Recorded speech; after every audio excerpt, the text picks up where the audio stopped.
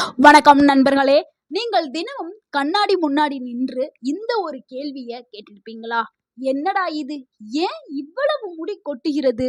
Shampoo மாத்தியாச்சு, எண்ணெயும் மாத்தியாச்சு, ஏன் காஸ்ட்லியான ட்ரீட்மெண்ட் கூட ட்ரை பண்ணியாச்சு. ஆனா முடி கொட்டுற பிரச்சனைக்கு ஒரு தீர்வே இல்ல அப்படின்னு நீங்க நினைச்சிருப்பீங்களா? ஸோ நினைச்ச நிறைய பேர் இருக்கீங்க. அவங்களுக்கு தான் இந்த வீடியோ. ஸோ உங்க முடி பிரச்சனை தலைனால இல்லைங்க, அது உங்களுடைய குடல்ல தான் ஆரம்பிக்குது ஃபர்ஸ்ட். ஆமாங்க, இதுதான் நம்ம பார்க்க போற முக்கியமான விஷயமே. இன்னைக்கு வீடியோவா ஃபுல்லா பாருங்க, முழுசா பாருங்க. குடல், மூளை இது ரெண்டும் சேர்ந்து தான் உங்களுடைய ஹேருக்கு அது கனெக்ஷனை கொடுக்குது. ஸோ உங்களுடைய குடலும் உங்களுடைய மூளையும் நல்ல ஹெல்த்தியா ஆரோக்கியமா இருந்துச்சுன்னா உங்களுடைய முடி ஆட்டோமேட்டிக்கா ஹெல்த்தியா ஆரோக்கியமா இருக்கும். ஸோ இது ரெண்டும் உங்களுக்கு ஆரோக்கியம் இல்லாம இருக்கும் பொழுது முடி உதிர செய்யும்.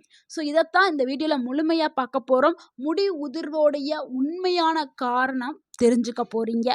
எப்படி அதை இயற்கை முறையில சரி செய்யலாம் என்றும் புரிந்து கொள்ள போறீங்க. உங்க வாழ்க்கையை முறையே மாற்றக்கூடிய ஒரு வீடியோவா இந்த வீடியோ இருக்க போகுது. ஸோ இந்த வீடியோவை ஸ்கிப் பண்ணாம ஃபுல்லா பார்க்க போகலாம். வாங்க வீடியோக்குள்ள போகலாம். அதாவது கட் பிரெயின் ஹேர் ஆக்சிஸ் அதை பற்றி தான் பார்க்க போகிறோம். நம்ம உடம்பு ஒரு மிஷின் மாதிரி இல்லை, அது ஒரு கனெக்டட் சிஸ்டம். குடல், மூளை, முடி இந்த மூன்றும் ஒன்றுக்கொன்று டைரக்டாகவே கனெக்ட் ஆகி இருக்குது.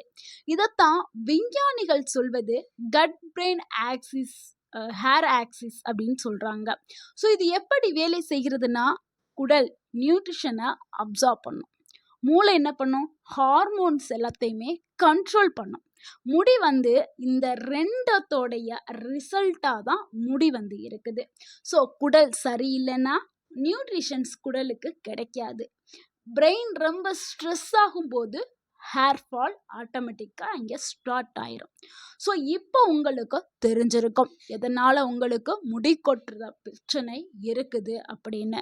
ஸோ இணையிலிருந்து நீங்கள் எப்படி நீங்கள் உங்கள் உடலை நீங்கள் ஆரோக்கியமாக வச்சுக்கிறணும் அப்படிங்கிறத நீங்கள் தெரிஞ்சுக்கோங்க. அடுத்து ஹெட் ஹெல்த் மற்றும் ஹேர் க்ரோத் பற்றி தான் பார்க்க போகிறோம்.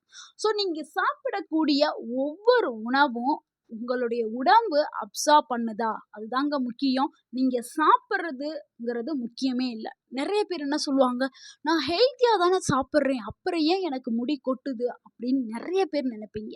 நீங்கள் எவ்வளவு ஹெல்த்தியாக சாப்பிட்டாலும் உங்களுடைய குடல் ஆரோக்கியமாக இல்லைன்னா அங்கே முடி கொட்டுறதல் பிரச்சனை இருந்துக்கிட்டே தான் இருக்கும். முக்கியமாக நியூட்ரிஷன்ஸ் என்னென்னா protein, iron, zinc, biotin, vitamin B12 இது எல்லாம் தாங்க குடல் அப்சார்ப் பண்ணக்கூடியது. ஸோ இது எல்லாமே குடல் அப்சார்ப் பண்ணி வச்சுக்கிறோம். ஆனால் குடலில் ஏதாவது ஒரு டேமேஜ் இருந்துச்சுன்னா எந்த ஒரு நியூட்ரிஷன்ஸுமே அப்சார்ப் பண்ணாது. அப்போ நியூட்ரிஷன்ஸ் டெபிசிட்டி, நியூட்ரிஷன்ஸ் குறைபாடு ஏற்படும். நியூட்ரிஷன் குறைபாடு ஏற்படும் பொழுது முடி உங்களுக்கு ரொம்ப மெலிஞ்சு போய் காணப்படும். தலையில் ட்ராண்ட்ரஃப் அந்த பொடுகு தொல்லை வர ஆரம்பிச்சிடும். முடி ரொம்ப கொட்ட ஆரம்பிக்கும். ஃபார் எக்ஸாம்பிளுக்கு ஒருத்தர் ஹெல்த்தியாக சாப்பிட்டுட்டு இருக்காரு, ஆனால் அவருடைய உடல் ரொம்ப வீக்காக இருக்குது. இதனால ரிசல்ட் என்ன கிடைக்கும், அவருடைய முடி கொட்ட தான் செய்யும். ஸோ இப்படி இருக்கவே கூடாது. எல்லாரும் செய்யக்கூடிய ஒரு காமனான மிஸ்டேக் என்னன்னா டைஜஷன் மற்றும் லைஃப் ஸ்டைல் மிஸ்டேக் தாங்க. நம்ம தினம் நம்மளுடைய லைஃப்ல நம்ம பண்ணக்கூடிய சில தவறுகள்னால முடி கொட்டுற ப்ராப்ளம் அதிகமாகுது. அது என்ன தவறுகள்னா ஜங்க் ஃபுட்டு தாங்க. நிறைய பேர் என்ன பண்றாங்கன்னா, நம்ம இங்க சாப்பிட்றோம், வயிற்றுக்குள்ள போகுது, முடிக்கு ஒன்றும் ஆகாது அப்படின்னு நினைச்சு நிறைய பேர் சாப்பிட்டுட்டு இருக்கீங்க. அதே மாதிரி வேகமாக சாப்பிட்றது, அதே மாதிரி லேட் நைட்டு 10 மணி, 11 மணி, 12 மணி இந்த மாதிரி லேட்டாக சாப்பிட்றது. ஸோ அப்புறம் தண்ணி குறைவாக குடிக்கிறது. ஸோ இதனாலையும் முடி கொட்டுது. இதனால் என்ன ஆகுதுன்னா, உங்களுடைய குடல் அங்கே வலி, வீக்கம் ஏற்படுது. ஸோ உங்கள் குடலில் வீக்கம் ஏற்படுது. அதே மாதிரி உங்கள் குடலுக்குள்ள பேடு பாக்டீரியா அதிகமாகுது. நல்ல பாக்டீரியா இல்லைங்க, கெட்ட பாக்டீரியா. ஸோ அந்த கெட்ட பாக்டீரியா அதிகமாக ஆறுனால என்ன ஆகுதுன்னா, நீங்கள் நல்ல உணவுகள், ஹெல்த்தியான உணவுகள்லாம் சாப்பிடுவீங்களா, அந்த ஹெல்த்தியான உணவுகளில் இருந்து அந்த நியூட்ரிஷன்ஸ் அப்சார்ப் பண்ண முடியாமல் போயிடுது குடலுக்கு. ஸோ இதுதான் நடக்குது. ஹெல்த்தியாக சாப்பிட்றவங்க செய்யக்கூடிய ஒரு சில மிஸ்டேக் என்னன்னு இப்போ புரிஞ்சிச்சா? லேட் நைட் சாப்பிட்றது, ஜங்க் ஃபுட் சாப்பிட்றது. இதனால் நீங்கள் நல்ல ஆரோக்கியமான உணவுகள் சாப்பிடக்கூடிய நியூட்ரிஷனை வந்து அது குடல் உறிஞ்சிக்க முடியலை. அதனால என்ன ரிசல்ட் கிடைக்குது? உங்களுக்கு முடி உதிர்ந்துக்கிட்டே இருக்குது. இதனால ஸ்கின்னில் ப்ராப்ளம் ஏற்படுது. உங்களுக்கு வந்து ஸோ இதனால் சோர்வும் சேர்ந்தே உங்கள் உடலுக்கு சேர்ந்தே வர ஆரம்பிச்சிடும். அடுத்த விஷயம் என்னென்னா ஸ்ட்ரெஸ் அண்ட் ஹேர் லாஸ். மன அழுத்தம்ங்க. இப்போ இருக்கிற கால சூழ்நிலைனால பெரியவங்க மட்டும் இல்லைங்க, சிறு குழந்தைகளுமே மன அழுத்தத்துக்குள்ளே தள்ளப்படுறாங்க. முதல்லாம் மன அழுத்தம் அப்படிங்கிற வார்த்தையே யாருமே பயன்படுத்தியிருக்க மாட்டாங்க. அந்த காலத்துலலாம் உங்கள் வீட்டில் இருக்கக்கூடிய பெரியவங்கள்ட்ட கேளுங்க, அப்படிங்கிற ஒரு வார்த்தையே அவங்க பயன்படுத்தியிருக்க மாட்டாங்க. ஏன்னா அவங்களுடைய கால சூழ்நிலை வேறு, நம்மளுடைய கால சூழ்நிலை வேறு. இப்போ இருக்கிற எல்லோரும் என்ன சொல்கிறாங்கன்னா, எனக்கு ரொம்ப ஸ்ட்ரெஸ்ஸாக இருக்குது அப்படின்னு தான் சொல்கிறாங்க. எல்லாருமே குழந்தைங்கள்லேருந்து ஸ்கூல் போகிற குழந்தைங்களா இருந்தாலும் சரி, பெரியவங்களாக இருந்தாலும் சரி, ரொம்ப வயசானவங்களாக இருந்தாலும் சரி, எல்லா வயதினருமே சொல்லக்கூடிய ஒரு காமனான வார்த்தையாக இப்போ மாறிடுச்சு. ஸோ இதுதான் சைலண்ட் கில்லர். உங்கள் உடலுக்கு இதுதான் மிகப்பெரிய சைலண்ட் கில்லர். ஸோ இந்த ஸ்ட்ரெஸ் என்ன பண்ணுதுன்னா ஹார்மோன் இன்பேலன்ஸ் ஆக்கி விடுது. ஹார்மோன்களை சரியாக இருக்க விடாது. ஹார்மோன் பேலன்ஸாக உடலுக்கு இருந்தால் தான் நல்லது. இது வந்து ஹார்மோனை இம்பேலன்ஸ் ஆகி கார்டிசோல் அந்த ஹார்மோனை அதிகப்படுத்தி விட்டுருது. அதனால் டைஜஷன் ஸ்லோவாகிறது. உங்களுடைய செரிமானம் கம்மியாயிரும். எப்பெல்லாம் யாருக்கெல்லாம் அதிக அளவில் மன அழுத்தத்தில் தள்ளப்படுறாங்களோ அவங்களுக்கு அந்த மன அழுத்தம் ஏற்படும் போது கார்டிசோல் அப்படின்னு சொல்லக்கூடிய ஹார்மோன் உங்கள் உடலில் உற்பத்தி ஆக ஆரம்பிச்சிடும். ஸோ அப்படி உற்பத்தி ஆகும் பொழுது அவங்களுடைய செரிமான தன்மை ஸ்லோவாக்கப்படும். ஸோ இதனால தான் அவங்களுடைய குடல் வந்து ரொம்ப டேமேஜ் ஆக ஆரம்பிக்குது. ஸோ அவங்களுடைய குடல் டேமேஜ் ஆகும்போது அது கூடவே சேர்ந்து உங்களுடைய அந்த ஹேர் வந்து வீக்காக ஆரம்பிச்சிருது. அடுத்து ஹேர் வந்து உதிர ஆரம்பிச்சு, அந்த ஹேரோடைய வேர்க்கால்கள் ஃபஸ்ட்டு வீக்காக ஆரம்பிச்சு, அடுத்து அந்த முடி முழுமையாக உதிர ஆரம்பிச்சிருது. அதிகமாகவே உதிர ஆரம்பிச்சிடும். இதுக்கு ஒரு சின்ன எக்ஸாம்பிள் தான். பள்ளியில் படிக்கக்கூடிய மாணவர்களுக்கு எக்ஸாம் டென்ஷன். நிறைய குழந்தைகளை பாருங்க, 10வது 12வது படிக்கக்கூடிய மாணவர்களுக்கு அவங்க அந்த 10th 12th போனோடனேயே ஒய்யாமல் எக்ஸாம் வச்சுட்டே இருப்பாங்க. ஸோ அதிலே அவங்க பயந்து ஒரு டென்ஷன் ஆகி அவங்களுடைய முடி வந்து ரொம்ப கொட்டும் அந்த டைமில் நிறைய. அதே மாதிரி ஆஃபீஸில் வேலை பார்க்குறவங்க, அலுவலகத்தில் வேலை செய்கிறவங்க, ஒர்க் ப்ரெஷர். சிலர்லாம் வந்து 8 மணி நேரத்தையும் தாண்டி 10 மணி நேரம் 12 மணி நேரம் வேலை பார்க்க சொல்லி சில கம்பெனிகள் வந்து சொல்லுவாங்க. இதனால் அந்த மனிதர்களுக்கு என்ன ஆகுதுன்னா மன அழுத்தத்துக்குள்ளே போக ஆரம்பிச்சுறாங்க. ஸோ ஒர்க் ப்ரெஷர் அதிகமாக மன அழுத்தத்துக்குள்ளே போய் ஆட்டோமேட்டிக்காக அவங்களுக்கு முடி உதிர்தல் பிரச்சனை அதிகமாகி சிலருக்கெல்லாம் மண்டையில் வழுக்கையே விழுந்துருது. அந்த அளவுக்கு முடி உதிர்தல் பிரச்சனை அதிகமாகிடுது. ஸோ இது எல்லாமே வந்து உங்களுடைய முடி உதிர்தற்கான ஒரு டைரக்டான ஒரு காரணமாக இருக்குது. ஸோ இது எல்லாத்தையும் தான் நம்ம சரி பண்ண போகிறோம். ஸோ இப்போ என்ன பண்ண போகிறோம்னா உங்களுடைய ஹெல்த்தியான குடலும் உங்களுடைய ஹெல்த்தியான ஹேரையும் எப்படி நம்ம சரி செய்ய போகிறோம், எப்படி வந்து அதை கொண்டு வர போகிறோம், ஆரோக்கியமான முறையில் எப்படி கொண்டு வர போகிறோம், இதுக்கு நம்ம ஒரு சொல்யூஷனை தான் இப்போ பார்க்க போகிறோம். ஸோ இந்த பகுதி ரொம்ப ரொம்ப முக்கியமான பகுதி. இதுக்கு உங்கள் குடலை ஆரோக்கியமாக வச்சுக்கிறதுக்கு தேவையான உணவுகளை நம்ம கண்டிப்பாக சாப்பிடலாம். ஸோ நம்மளுடைய குடல் தான் இப்போ ரொம்ப ரொம்ப முக்கியம். கட் ஃப்ரெண்ட்லி ஃபுட்டை நம்ம எடுத்துக்கிறணும். என்ன பண்ணணும், இதுக்கு கீரைகள் கண்டிப்பாக உணவில் சேர்த்துக்கிறணும். கீரைகள், வெள்ளரிக்காய். இப்போ வந்து வெயில் சீசன் காய்னா அது வெள்ளரிக்காய். ஸோ கண்டிப்பாக வெள்ளரிக்காய் எடுத்துக்கிறேங்க. அடுத்து தயிரில் ப்ரோபயாட்டிக் இருக்குது. ஸோ இந்த ப்ரோபயாட்டிக் என்ன பண்ணுதுன்னா நம்மளுடைய குடல் ஆரோக்கியத்திற்கு மிகவும் சிறந்தது. ஸோ இது நல்ல பாக்டீரியா, நல்ல செரிமானத்தை உண்டு பண்ணக்கூடியது இந்த ப்ரோபயாட்டிக். இது அடுத்து முழு தானியங்கள் இதெல்லாம் வந்து எடுத்துக்க போறீங்க. சிறுதானியங்கள், முழு தானியங்கள் இது எல்லாமே எடுத்துக்க போறீங்க. ஹோல் கிரைன்ஸ் ஓகேங்களா. அடுத்து 2வது விஷயம் என்னன்னா, நல்ல பாக்டீரியாவை வளர்க்குறதுக்கு நம்ம என்னென்ன எடுக்கணும் ஓகேங்களா. அது வந்து ப்ரோபயாட்டிக் ஆல்ரெடி வந்து தயிரில் இருக்குது சொல்லிட்டோம் ப்ரோபயாட்டிக்.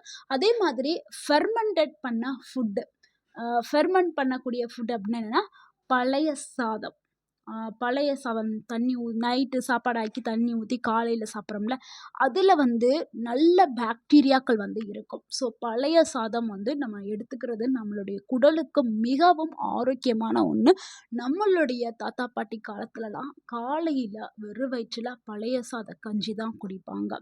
ஸோ அதில் நல்ல பாக்டீரியா இருக்குது, குடல் ஆரோக்கியத்திற்கு ஒரு சிறந்த ஒரு உணவாக இருக்குது. அடுத்து மோருங்க. ஸோ மோரும் நல்ல ஒரு பாக்டீரியாவாக இருக்குது. அடுத்து 3வது விஷயம் என்ன எடுக்கணும்னா தண்ணி. ஒரு நாளைக்கு 2.5 இருந்து 3 லிட்டர் தண்ணி வந்து எடுத்துக்கிறேங்க. அடுத்து 4வது விஷயம், மன அழுத்தத்தை கண்ட்ரோல் பண்ணக்கூடிய விஷயத்தை கண்டிப்பாக செஞ்சே ஆகணும். ஒன்று மெடிடேஷன் பண்ணுங்க, இல்லைன்னா வாக்கிங் போங்க, நல்லா தூங்குங்க. இந்த 3யுமே செய்யணும் ஓகேங்களா. உங்களுடைய மன அழுத்தத்தை கண்ட்ரோல் பண்ண ஸோ நான் வந்து ஜிம்முக்கு போங்கன்னு சொல்லலை, ஆனால் வந்து எக்ஸசைஸ் பண்ணுங்கன்னு தான் சொல்கிறேன். ஸோ வீட்டிலே செய்யக்கூடிய எளிமையான எக்ஸசைஸ் பண்ணுங்கள். மூச்சு பயிற்சி பண்ணுங்கள், இல்லைன்னா நடைப்பயிற்சி பண்ணுங்கள். இதெல்லாம் செய்யும் பொழுது உங்களுடைய அந்த ஸ்ட்ரெஸ் வந்து கண்ட்ரோலில் வர ஆரம்பிச்சிடும். அதே மாதிரி ஒரு நாளைக்கு தேவையான தூக்கங்கிறது ரொம்ப ரொம்ப அவசியம். 7லேருந்து 8 மணி நேரம், அதுவும் இந்த இரவு நேரங்களில் தான் தூங்கணும். நான் பகலில் தூங்கிட்டு நைட்டு தூங்கலை அப்படிலாம் சொல்லாதீங்க. நைட்டு அந்த டைம் நம்மளுடைய உடல் வந்து கண்டிப்பாக ரெஸ்டிங் ஸ்டேஜுக்கு வந்து போகணும். ஸோ இதை கண்டிப்பாக ஃபாலோ பண்ணுங்கள். அடுத்து 5வது விஷயம் என்னென்னா, நல்ல டைஜஷன் ஹேபிட்டை உருவாக்குறது. எப்போவுமே வந்து ஸ்லோவாக தான் சாப்பிடணும். எந்த உணவுகளை சாப்பிட்டாலும் அதை நல்லா மென்று அதை ருசித்து நீங்கள் நல்லா ஸ்லோவாகவே சாப்பிடுங்க. நிறைய பேர் என்ன பண்ணுவாங்கன்னா, வீட்டில் வந்து அதாவது லேடிஸ்க்கு நான் சொல்கிறேன், அவங்க மெதுவாக சாப்பிட்டாலே வீட்டில் திட்டுவாங்க, வேகமாக சாப்பிடுங்க. அவங்க சொல்கிறாங்க இவங்க சொல்கிறாங்கன்னா கேட்காதீங்க, நீங்கள் மெதுவாகவே சாப்பிடுங்க. நொறுங்க தின்றால் 100 வயது அப்படின்னு ஒரு பழமொழி இருக்குது. ஸோ நீங்கள் நொறுங்க மெதுவாகவே தின்னுங்க. அடுத்து நல்லா ப்ராப்பராக நல்லா மெதுவாக அந்த உமிழ்நீர் இருக்குல்ல, சலைவா, அது கூட நல்லா நல்லா மென்று அதுக்கப்புறம் முழுங்குங்க. ஸோ இந்த மாதிரி தான் உங்களுடைய சாப்பாடை நீங்கள் சாப்பிடணும். அதே மாதிரி அந்த சாப்பிடக்கூடிய டைம்ங்கிறது ரொம்ப ரொம்ப முக்கியம். காலையில் நீங்கள் எப்போவுமே பிரேக்ஃபாஸ்ட் வந்து ஒர்க் பண்ணுறவங்களுக்கு ஒவ்வொரு மாதிரி இருக்கும். அவங்களுடைய ஒர்க்கிங் பொசிஷன் அந்த அந்த வேலையை பொறுத்து இருக்கும். ஸோ 7, 9 மணி, சில பேர் 7 மணிக்கு சாப்பிடுவாங்க, 7:30க்கு சாப்பிடுவாங்க. முடிஞ்சளவுக்கு 9 மணிக்குள்ளே சாப்பிட பாருங்கள், இல்லைனா 10 மணிக்குள்ளே சாப்பிட பாருங்கள்.